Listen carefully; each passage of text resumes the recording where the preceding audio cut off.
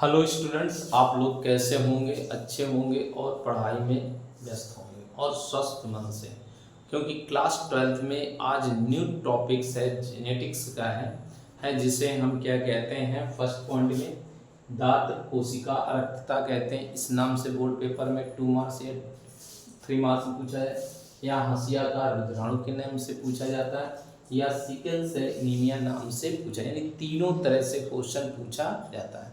हर year में board exam में इस तरह का क्वेश्चन पुट आउट होता है, इसलिए वेरी वेरी इम्पॉर्टेंट है।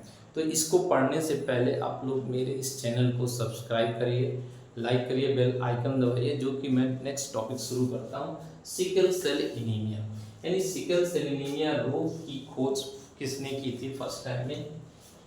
यानी इस रोग की खोज नील और बीट नामक वैज्ञानिक ने 1949 में फर्स्ट टाइम खोज की थी। ये एक तरह से मुख्य रूप से क्या होता है, ये रोग मुख्य रूप से वंशागति प्रकार का होता है। अब पढ़ना क्या है? मनुष्य के शरीर की लाल रुधिर कणिकाएं यानी हीमोग्लोबिन में ऑक्सीजन की मात्रा कमी हो जाने के कारण ये जो रुधिर हमारे कैसे होते हैं? गोल होते हैं। कैसे होते हैं? ये गोलाकार हमारे जो रुधिराणु होते हैं, ये ऑक्सीजन यानी O2 की कमी होने के कारण क्या होते हैं? ये सिकुड़कर इस तरह हंसिया के आकार जैसी संरचना बना लेते हैं। तो जिसके कारण ये हंसियाकार रुधिराणु या दात्र कोशिका रुधिराणु कहते हैं, जिसके कारण व्यक्ति की मृत्यु भी हो जाती है। अब रीजन आता है ये आखिर रोग उत्पन्न कैसे होता है? क्योंकि हमारे हीमोग्लोबिन होता है, जो HB हीमोग्लोबिन होता है, इसमें 4 एटम होते हैं, 4 परमाणु होते हैं। इन 4 परमाणु में दो अल्फा होते हैं और 2 बीटा पॉलीपेप्टाइड श्रृंखलाएं पाई जाती हैं, जो एक दूसरे से बिल्कुल समान होती हैं। जिसके एक छोर पर हमारा क्या होता है? वेलिनिन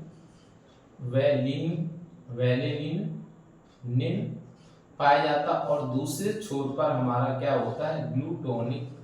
ग्लूटोनिक एसिड यानी अम्ल उपस्थित होता है। अब ये जो वेलिनिन अम्ल होता है, ये पहले स्थान में, फर्स्ट स्थान में होता है, और जो ग्लूटोनिक होता है ये समझिए, ये वेलिनिन फर्स्ट स्थान में पहुंचकर छठे स्थान में पहुंच जाता, और छठे स्थान वाला पहले स्थान में पहुंच जाए, यानी स्थान का चेंज होने के कारण मुख्य रूप से ये डिजीज कॉज कर लेता है। और ये डिजीज कॉज करने का रीजन क्या होता है? जिसमें ऑक्सीजन के अणु आकृति जो गोलाकार होती है, वो ऑक्सीजन की कमी हो जाती है हीमोग्लोबिन, जिससे सिकुड़ जाते हैं, सिकुड़कर हंसियाकार बन जाते हैं। तो इसके कारण ये डिजीज उत्पन्न होती है। और दूसरी कंडीशन क्या होती है? इसको हम कैसे प्रदर्शित करते हैं? जैसे पहला पार्ट है, समजीवी हमारे होते हैं, हीमोग्लोबिन ए और हीमोग्लोबिन ए, ये हमारे होमोजाइगस यानी समजीवी होते हैं, होमोजाइगस होंगे, ये समान होंगे। किंतु दूसरे होंगे जो HBS होमोग्लोबिन, ये हमारे होमोजाइगस होते हैं, किंतु ये होने पर इनके कारण इनकी मृत्यु हो जाती है। किंतु इसके कारण नेक्स्ट क्या होते हैं? तीसरे पॉइंट में HbA और HbS हो जाते हैं, जिसे हम हेट्रो कहते हैं। कैसे कहते हैं? हेट्रोजाइगस जीन होते हैं। तो ऐसे व्यक्ति मेहनत वाला काम नहीं करते हैं।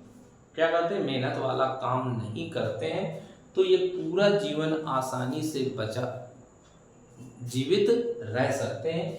इसलिए ये इम्पोर्टेंट है, आप लोग समझिए और इस चैनल को सब्सक्राइब करिए, लाइक करिए, और नोट्स भी बना लीजिए जो पेपर में आ जाए। इसको आप पॉज करके बढ़ा के नोट करके कर सकते हैं। Okay, thanks.